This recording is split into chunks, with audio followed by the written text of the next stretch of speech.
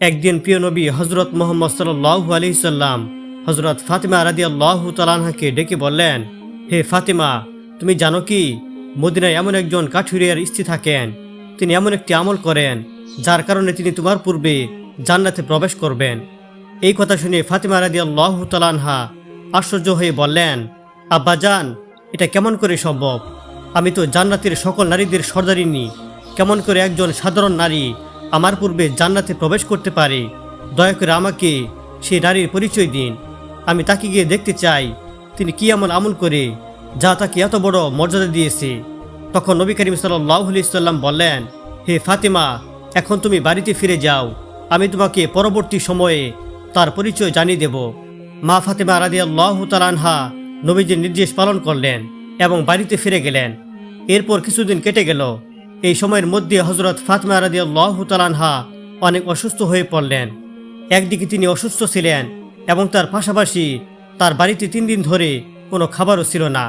খাদ্যের অভাব এবং দুর্বলতার কারণে তিনি বেশ অসহায় হয়ে পড়লেন।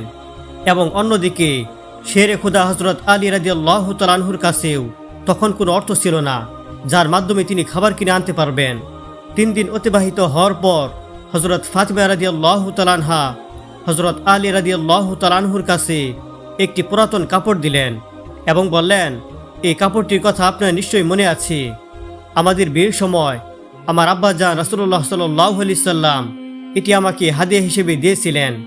এটি অত্যন্ত বরকতময় একটি কাপড়। যদি আমার মন চায় না এই কাপড়টি আমি বিক্রি করে দেই, তবে যেহেতু আমাদের ঘরে আজ 3 দিন যাবৎ কোনো খাবার নেই, তাই এই অবস্থায় এটি বিক্রি করা ছাড়া আর কোনো উপায় নেই। আপনি এটিকে বাজারে নিয়ে যান এবং এর মূল্য দিয়ে কিছু খাবার কিনে আনুন। হজরত আলী রাদিয়াল্লাহু তাআলা আনহু কাপড়টি নিয়ে বাজারের উদ্দেশ্যে রওনা হলেন। বাজারে গিয়ে তিনি কাপড়টি বিক্রি করার জন্য অনেক ক্রেতাদের দেখালেন, কিন্তু এটি পুরনো হওয়ার কারণে কেউ এটি কিনতে চাচ্ছিলেন না। এই অবস্থায় তিনি খুব হতাশ হয়ে পড়লেন। তখন তিনি আল্লাহ রাব্বুল আলামিনের দরবারে দোয়া করলেন, ইয়া রাব্বুল আলামিন, এই কাপড়টি এত পুরাতন যে কেউ এটিকে নিতে চাচ্ছে না। আমার প্রিয় স্ত্রী ফাতেমা এবং আমাদের সন্তানরা 3 দিন ধরে না খেয়ে রয়েছি। ইয়া রাব্বুল আলামিন, যদি আজকেও আমি খাবার নিয়ে বাড়িতে ফিরতে না পারি, তাহলে আজকেও তাদের না খেয়ে থাকতে হবে। আপনার দয়া ছাড়া কোনো কিছুই সম্ভব নয়। আপনি এমন কাউকে পাঠিয়ে দিন যিনি এই কাপড়টি কিনতে পারবেন। হজরত আলী রাদিয়াল্লাহু তাআলা আনহুর এই দোয়া করার পরপরই একজন ব্যক্তি বাজারে এসে উপস্থিত হয়ে তার দিকে এগিয়ে এসে জিজ্ঞেস করল, হে আলী, তুমি কি এই কাপড়টি বিক্রি করতে চাও? হজরত আলী রাদিয়াল্লাহু তাআলা আনহু বিনীতভাবে বললেন, হ্যাঁ, আমি এটিকে বিক্রি করার জন্যই এখানে নিয়ে এসেছি। তখন সে ব্যক্তি বলল, তাহলে বলো কত মূল্যে এটি বিক্রি করবে?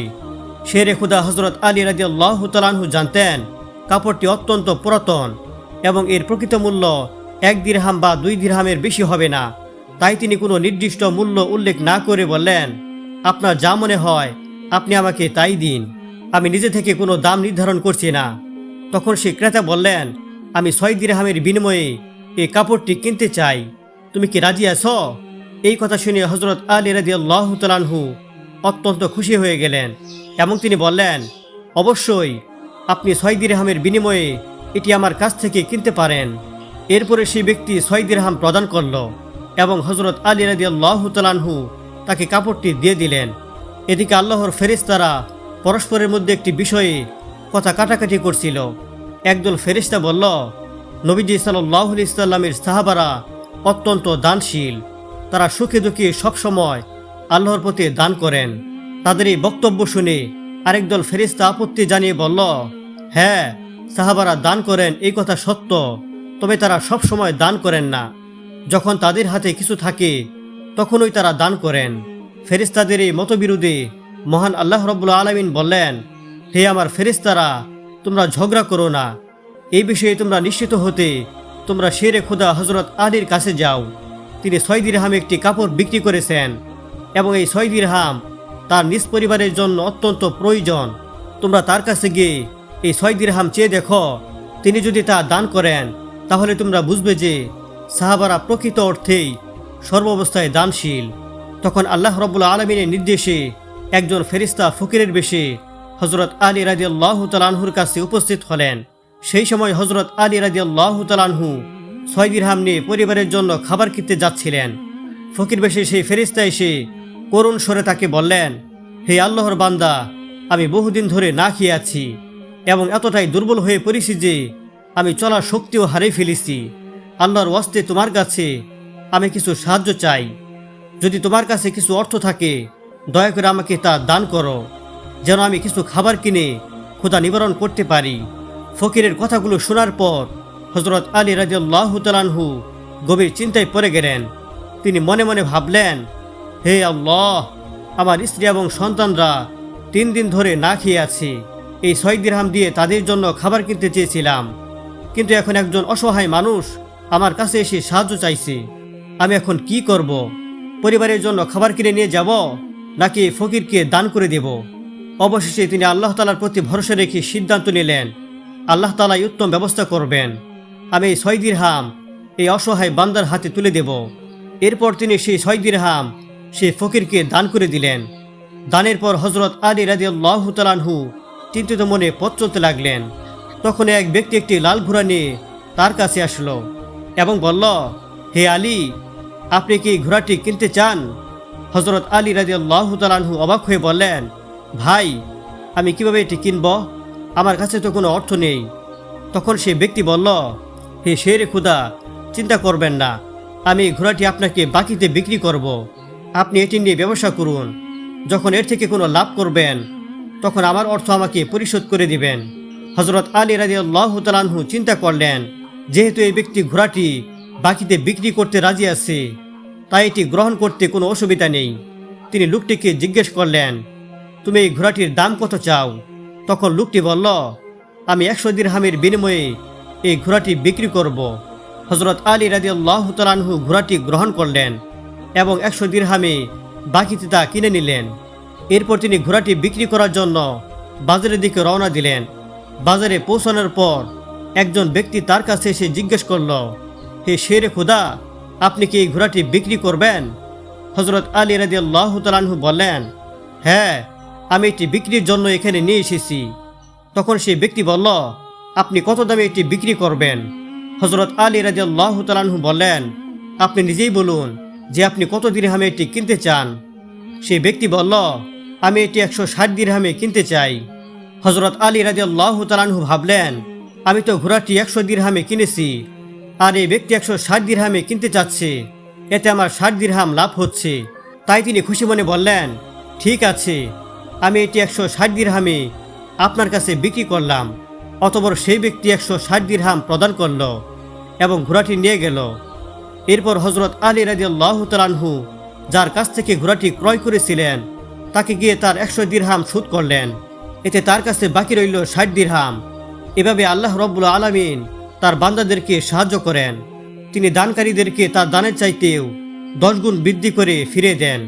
অতঃপর সেই 60 দিরহামের বিনিময়ে শেরে খুদা হযরত আলী রাদিয়াল্লাহু তাআলা আনহু প্রচুর পরিমাণ খাবার কিনে বাড়িতে ফিরে গেলেন।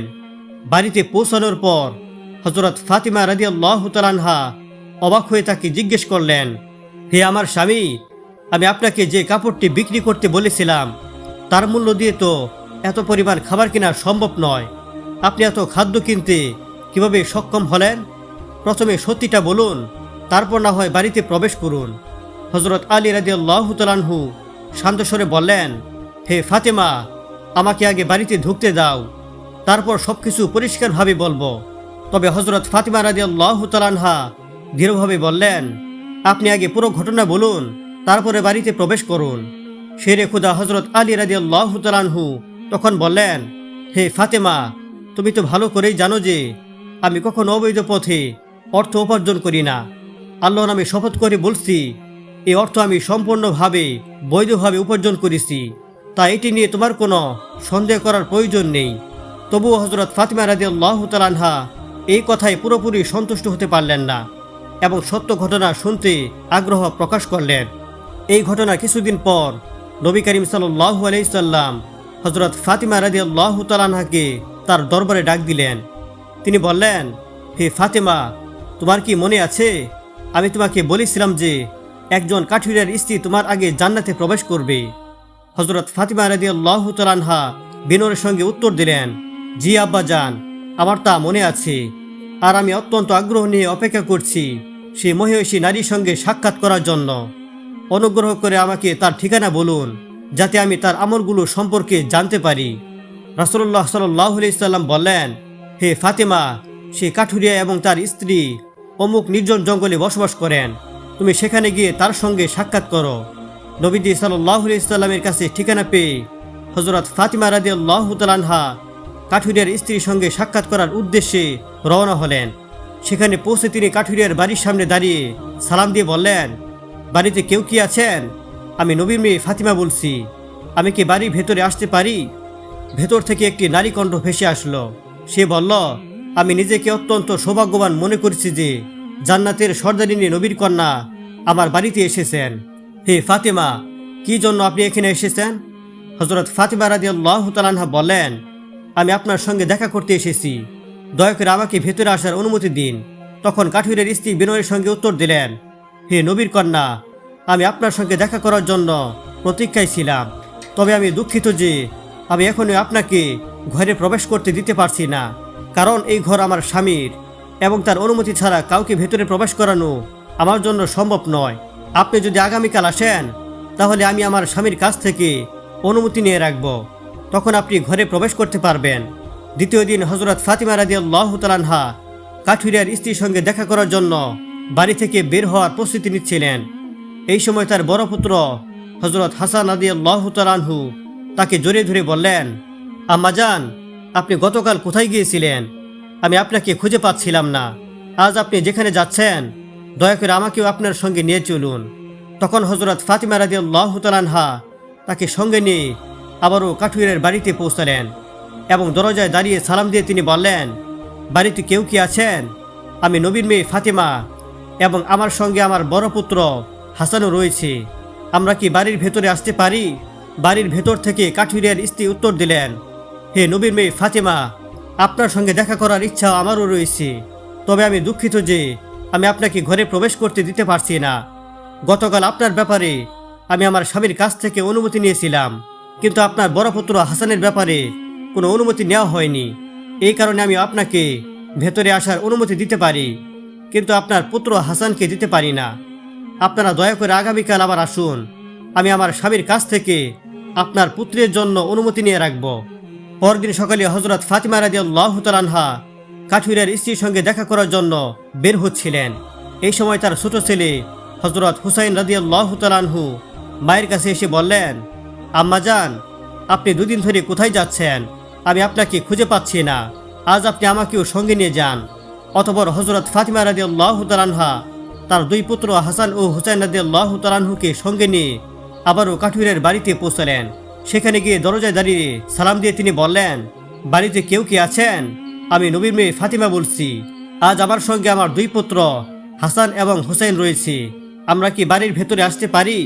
বাড়ির ভেতর থেকে কাঠুরিয়ার স্ত্রী বিনয়ের সঙ্গে বললেন, হে নবীর কন্যা ফাতেমা, আমি অত্যন্ত সৌভাগ্যবতী যে আপনি আজকেও আমার নিকট এসেছেন। গতকাল আমি আপনার এবং আপনার বড় পুত্র হাসানের ব্যাপারে স্বামীর কাছ থেকে অনুমতি নিয়েছি, কিন্তু আপনার ছোট ছেলে হুসাইনের ব্যাপারে অনুমতি গ্রহণ করিনি। তাই আমি আজ আপনাকে এবং আপনার পুত্রদেরকে ঘরে প্রবেশ করাতে পারবো না। তিনি আরও বললেন, আপনারা দয়া করে আগামীকাল আবার আসুন। আমি আমার স্বামীর কাছ থেকে আপনাদের তিনজনের জন্যই অনুমতি নিয়ে রাখব। এই কথা শুনে হযরত ফাতিমা রাদিয়াল্লাহু তাআলা আনহা সেদিনও বাড়ি ফিরে গেলেন। পরের দিন হযরত ফাতিমা রাদিয়াল্লাহু তাআলা আনহা তার দুই পুত্রদ্বয়কে নিয়ে আবারও কাঠুরের স্ত্রীর বাড়িতে গেলেন। এবার কাঠুরের স্ত্রী তাকে ঘরে প্রবেশ করার অনুমতি দিলেন। ঘরে প্রবেশ করে ফাতিমা রাদিয়াল্লাহু তাআলা আনহা লক্ষ্য করলেন, কাঠুরের স্ত্রী একটি স্থানে বসে আছেন। তার সামনে রাখা আছে একটি লাঠি, একটি মোটা দড়ি এবং একটি পানির পাত্র। এই দৃশ্য দেখে তিনি অবাক হয়ে জিজ্ঞেস করলেন, হে বোন, আপনি এই জিনিসগুলো নিয়ে বসে আছেন কেন? এগুলোর কি প্রয়োজন? কাঠুরের স্ত্রী বিনয়ের সঙ্গে উত্তর দিলেন, হে নবীর কন্যা, আমার স্বামী সারাদিন পরিশ্রম করে খুবই ক্লান্ত হয়ে বাড়িতে ফিরে আসেন। তখন হয়তো তার অজু করার প্রয়োজন হতে পারে বা তৃষ্ণা মেটানোর জন্য পানির প্রয়োজন হতে পারে। আর আমি চাই না আমার স্বামী সামান্যতম কষ্টে পড়ুক। এজন্য আমি এই পানির পাত্রটি প্রস্তুত করে রেখেছি, যেন তার প্রয়োজনের মুহূর্তেই তাকে তা দিতে পারি। এই কথা শুনে ফাতিমা রাদিয়াল্লাহু তাআলা আনহা অত্যন্ত মুগ্ধ হলেন এবং আবার জিজ্ঞেস করলেন, তাহলে এই লাঠি ও দড়ি আপনি এখানে রাখলেন কেন? কাঠুরিয়ার স্ত্রী বিনীতভাবে উত্তর দিলেন, আমার স্বামী যদি কোনো কারণে আমার উপর অসন্তুষ্ট হন এবং আমাকে শাস্তি দিতে চান, তাহলে তার প্রয়োজন হবে একটি লাঠি এবং একটি দড়ি। আমি চাই না তিনি সেগুলো খুঁজে বের করতে গিয়ে কোনো রকম বিরক্তি বা কষ্ট অনুভব করুন। তাই আমি এই জিনিসগুলো তার হাতের কাছে রেখে দিয়েছি, যেন তিনি সহজে দড়ি দিয়ে আমার হাত বেঁধে লাঠি দিয়ে আমাকে প্রহার করতে পারেন। হযরত ফাতিমা রাদিয়াল্লাহু তাআলা আনহা কাঠুরিয়ার স্ত্রী স্বামী ভক্তি দেখে বিস্ময়ে হতবাক হয়ে গেলেন। অতঃপর তিনি তাকে আর কিছু না বলে নবী করিম সাল্লাল্লাহু আলাইহি সাল্লামের দরবারে চলে গেলেন। নবী করিম সাল্লাল্লাহু আলাইহি সাল্লাম তাকে জিজ্ঞেস করলেন, হে ফাতিমা, তুমি কি কাঠুরিয়ার স্ত্রীর সঙ্গে দেখা করেছ? ফাতিমা রাদিয়াল্লাহু তাআলা আনহা বললেন, জি আব্বাজান, আমি তার সঙ্গে দেখা করেছি। নবী করিম সাল্লাল্লাহু আলাইহি সাল্লাম বললেন, তুমি সেখানে কি দেখেছ? ফাতিমা রাদিয়াল্লাহু তাআলা আনহা উত্তর দিলেন, আব্বাজান, আমি দেখেছি সেই নারী অত্যন্ত স্বামীভক্ত। তার এমন আচরণ আমাকে খুবই মুগ্ধ করেছে। এই কথা শুনে নবী করিম সাল্লাল্লাহু আলাইহি সাল্লাম বললেন, হে ফাতিমা, তার কাছ থেকে তোমার শেখার মতো অনেক কিছু রয়েছে। তখন ফাতিমা রাদিয়াল্লাহু তাআলা আনহা বিনয়ের সঙ্গে জিজ্ঞেস করলেন, হে আমার আব্বাজান, আমি তার কাছে কি শিখতে পারি এবং কি এমন গুণ রয়েছে তার, যার কারণে সে আমার আগে জান্নাতে প্রবেশ করবে? আপনি দয়া করে আমাকে একটি বুঝিয়ে বলুন। রাসূলুল্লাহ সাল্লাল্লাহু আলাইহি সাল্লাম তখন হযরত ফাতিমা রাদিয়াল্লাহু তাআলা আনহাকে বললেন, হে ফাতিমা, শোনো, কিছুদিন আগে তুমি তোমার স্বামী আলীকে একটি পুরাতন কাপড় বিক্রি করতে দিয়েছিলে। আলী সেই কাপড় বিক্রি করে সেই অর্থ নিয়ে এসেছিল। তা দিয়ে তোমাদের জন্য বিপুল পরিমাণ খাবার কিনেছিল। কিন্তু তুমি সন্দেহ করেছিলে যে আলী রাদিয়াল্লাহু তাআলা আনহু সেই অর্থ সঠিক পথে উপার্জন করেছে কিনা। তুমি তাকে ঘরে প্রবেশ করতে দাওনি এবং বিভিন্ন প্রশ্ন করে তাকে কষ্ট দিয়েছিলে। অথচ তুমি জানো তোমার স্বামী আলী কোনোদিনও অবৈধ পথে উপার্জন করে না। এরপর রাসূলুল্লাহ সাল্লাল্লাহু আলাইহি সাল্লাম বললেন, হে ফাতিমা, যখন আলী সেই কাপড় বিক্রি করার জন্য বাজারে নিয়ে গিয়েছিল, তখন কেউ তা কিনতে আগ্রহ দেখাচ্ছিল না। তখন আল্লাহ রাব্বুল আলামিন ফেরেশতা মিকাইলকে মানুষের রূপে পাঠালেন। মিকাইল সেই কাপড়টি আলীর কাছ থেকে 6 দিরহামের বিনিময়ে কিনে নিলেন। এরপর আল্লাহ তাআলার আরেকজন ফেরেশতা একজন গরিব মানুষের রূপে এসে আলীর কাছে সেই 6 দিরহাম ভিক্ষা চাইল। আলী রাদিয়াল্লাহু তাআলা আনহু সেই দিরহামগুলো আল্লাহর রাস্তায় দান করে দিল। অতঃপর আলী রাদিয়াল্লাহু তাআলা আনহু চিন্তিত অবস্থায় বাড়ি ফিরছিলেন, কারণ তার হাতে আর কিছুই অবশিষ্ট ছিল না। ঠিক সেই সময় ফেরেশতা জিবরাইল আলাইহিস সালাম মানুষের রূপ ধারণ করে একটি লাল ঘোড়া নিয়ে আলীর সামনে হাজির হন। তিনি আলীর কাছে ঘোড়াটি 100 দিরহামের বিনিময়ে বাকিতে বিক্রি করেন। আলী সেই ঘোড়াটি নিয়ে বাজারে যান। সেখানে ফেরেশতা ইসরাফিল একজন ক্রেতার রূপে হাজির হন এবং আলীর কাছ থেকে সেই ঘোড়াটি 160 দিরহামের বিনিময়ে কিনে নেন। নবী করিম সাল্লাল্লাহু আলাইহি সাল্লাম বললেন, এভাবে আল্লাহ তাআলা আলীর দানকৃত 6 দিরহামকে 10 গুণ বৃদ্ধি করে 60 দিরহাম বানিয়ে আলীর হাতে ফিরে দিলেন। সেই অর্থ দিয়ে আলী রাদিয়াল্লাহু তাআলা আনহু তোমাদের জন্য বিপুল পরিমাণ খাদ্য কিনে আনলেন। যে কাপড়টি আলী রাদিয়াল্লাহু তাআলা আনহু বিক্রি করেছিলেন, আল্লাহ তাআলা সেই কাপড়টি জান্নাতে সংরক্ষণ করে রেখেছেন। আর যে ঘোড়াটি দিয়ে আলী রাদিয়াল্লাহু তাআলা আনহু ব্যবসা করছিলেন, সেই ঘোড়াটিও আল্লাহ রাব্বুল আলামিন জান্নাতে সংরক্ষণ করে রেখেছেন। কিয়ামতের দিন যখন তুমি জান্নাতে প্রবেশ করবে, তখন তুমি সেই ঘোড়ার পিঠে চড়ে থাকবে, আর সেই ঘোড়ার লাগাম হবে আলীর বিক্রি করা সেই কাপড়টি। আর জান্নাতে প্রবেশের সময় সেই লাগাম ধরে থাকবে সেই কাঠুরিয়ার স্ত্রী, কারণ তার স্বামী ভক্তির কারণে আল্লাহ তাআলা তাকে এই মর্যাদা দান করেছেন। এজন্যই সে তোমার আগে জান্নাতে প্রবেশ করবে আর তুমি তারপরে জান্নাতে প্রবেশ করবে।